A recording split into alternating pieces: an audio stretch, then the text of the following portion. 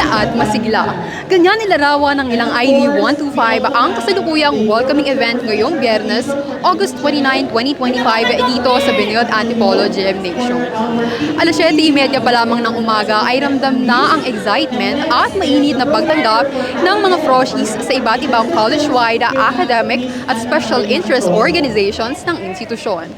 Pinangunahan ng Office of Student Involvement at ng Benilde Antipolo Student Government ang Interactive 2025, Ignis et Fides, upang opisyal na buksan ang academic year 2025-2026. Makikita sa aking likuran ang patuloy na oryentasyon ng ilang school admins para sa iba't ibang opisina sa Benilde Antipolo. Sa unang bahagi ng programa ay ginanap ang taunang symbolic walk kasabay ang ilang organizers at facilitators ng iba't ibang organisasyon. Para sa buong storya, abangan ang panibagong newscast ng The Benildean Stars sa susunod na mga buwan. Ito ang flash report para sa araw na ito. Ako po si Daphne Nodalo, nag-uulat para sa Balitang Tala.